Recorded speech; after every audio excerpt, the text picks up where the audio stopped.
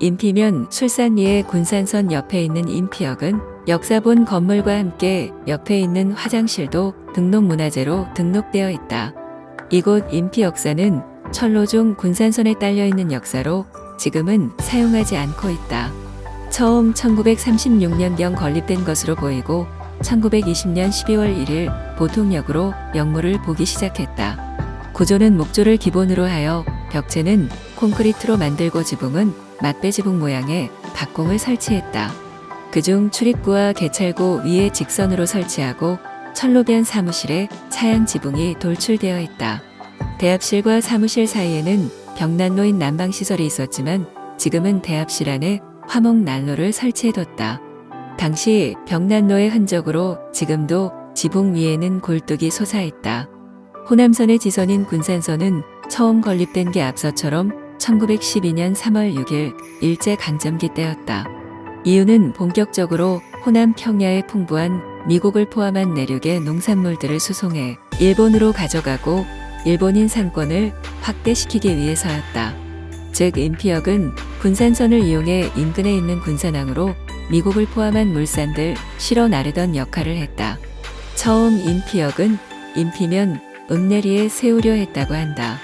그렇지만 일제에 의해 철도가 놓이는 것을 우려한 읍내리의 유림들이 풍수지리를 들어 반대하게 되었고 이로 인해 이곳 술산을 경유하게 된 것으로 알려져 있다. 그렇지만 철도 경영자들은 조선인 승객을 차별 대우했다. 조선인들이 타는 3등칸은 화물칸 이하 수준이었고 요금도 조선인이 사용하는 근거리 노선이 오히려 비싸게 책정되었다.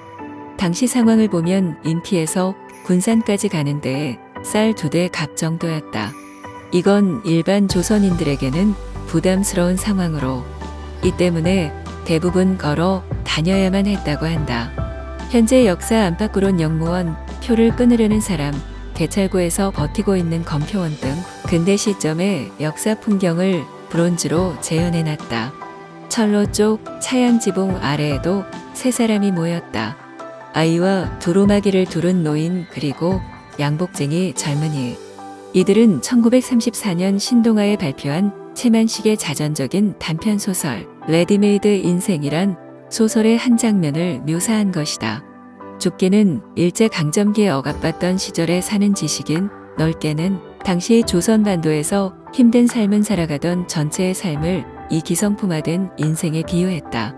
채만식은 이렇게 소설을 통해 지식인이면서 실업자인 삶과 사회 실상을 자조적인 풍자와 함께 반어법을 사용해 적나라하게 드러냈다. 잠시 본 것처럼 인피역은 일제강점기 때 인피 서수지역에서 운반된 미국을 군산항으로 반출하기 위해 만든 수탈 거점 중에 하나다. 1년 내내 힘들게 벼농사를 지으면 무엇하랴. 가을 수확과 함께 탈탈 뺏기곤 사람들은 물에 버려지는 깻묵과 나무껍질로 연명해야만 했다. 그럼에도 사람들은 역사 옆에 자리 잡은 미국 창고에서 줄인 배를 잡고 쌀가마니를 실어 날라야 했다. 또 태평양 전쟁에 끌려갔던 젊은이들과 해방 후에도 돌아오지 못한 자식들을 기다리던 부모들의 고통스러운 애환이 서린 그런 곳이 인피역이다. 좀 더 일제 수탈 상황을 보면 다음과 같다. 군산에 이른 일본인들은 고리 대금업을 통해 전라도 일원의 토지를 장악해 나갔다.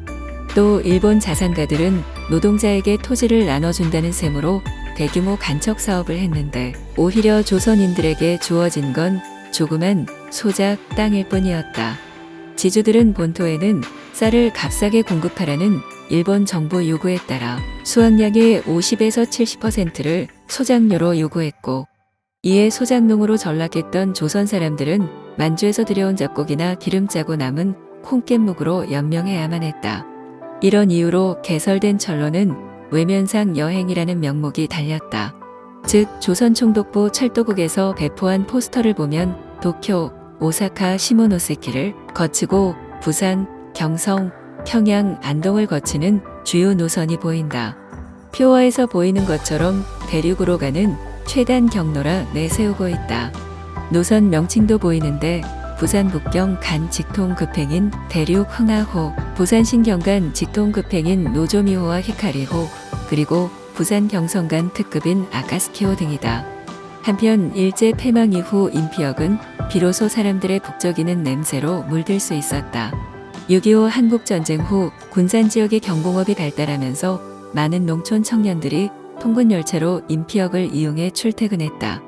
생선 장수들도 새벽 일찍 열차를 타고 군산항에 나가 생선이나 젓갈을 구입해 이고지고하면서 지역을 돌아다녔고, 학생들은 이곳 인피역에서 통학 열차를 타고 군산, 익산, 전주 등지에 있던 학교에 다녔다. 인피 역사를 나와 왼쪽으로는 시실리 공원이 있다. 인피역, 철도와 관련한 곳 일본 수탈에 항거한 옥고 농민항 일항쟁의 모습들을 보고 경험할 수 있는 곳이다. 그중 일본의 식민 지배에 정면으로 대항한 사상 초유의 농민저항운동이 옥고 농민항 일항쟁이다. 1927년 11월의 일로 일본인 지주들이 공동 설립한 대규모 농장인 이엽사 농장에서 수확한 곡물의 75%를 소작료로 요구했다. 그래서 농민조합에서는 생존을 위해 소작료 인하를 여러 차례 요구했어도 먹히질 않았다. 결국 11월 2일에는 소작료 납부 거부를 결의하게 되었다. 그러나 다음날 농장 측이 경찰에 신고했고, 이에 농민 간부였던 장태성을 술산주재소에 감금했다. 이게 전해지자 500여 명의 농민들은 주재소로 몰려가 부숴버리고 장태성을 구출하면서 만세를 불렀다. 또 서수재소에 감금되어 있던 농민 간부 박상호도 구출했다. 이에 대한 반격으로 경찰은 80여 명의 농민들을 체포해 고문과 취조를 가했다. 이로 인해 34명이 옥고를 치렀다고 한다. 이 옥고 농민항쟁은 전국에서 유일하게 조직적으로 전개된 농민항 일운동으로 골수까지 짜내던 착취와 포갑에 항거한 대표적인 항일투쟁이라 할 수 있다. 최만식의 단편소설 논이야기로 1946년 해방문학 선집에 발표되었는데, 여기에서 당시 상황을 잘 볼 수 있다. 즉, 일본인들에 의해 벌어진 혹독한 착취와 토지 수탈 과정, 그리고 일본 패망 후 일본인의 재산 처분 과정을 통해 농민의 현실과 부조리한 사회상을 풍자적이고 적나라하게 밝혔다. 공원 한쪽엔 돌량으로 만든 객차 전시관이 있는데 척한 마지막에 기차 모형이 전시되어 있다.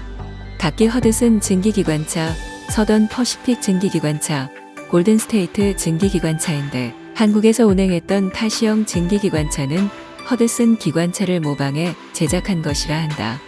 이어 화장실 구역을 지나 두 번째 객차 안으로 전시 공간이 연결된다.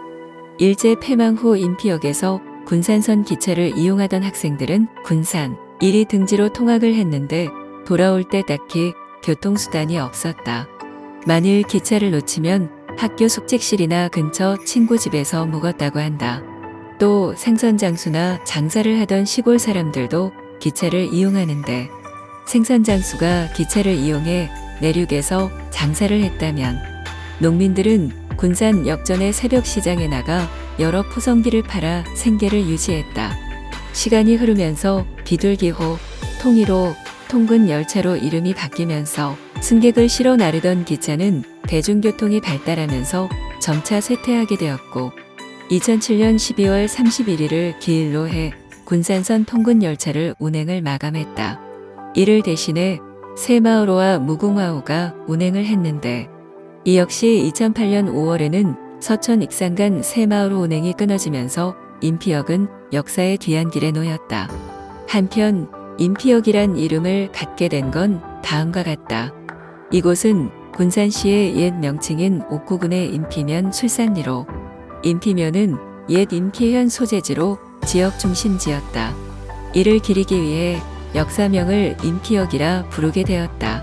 인피역 옆에는 오래된 소방시설과 함께 사이렌이 있다. 옛 향수를 더듬어 정오 무렵 10초간 사이렌을 올린다. 그 옆 소방시설 사무실은 한때 지역 축구 동호회인 술산 조기축구의 사무실로 사용되다가 지금은 그마저도 없이 굳게 닫혀 있다.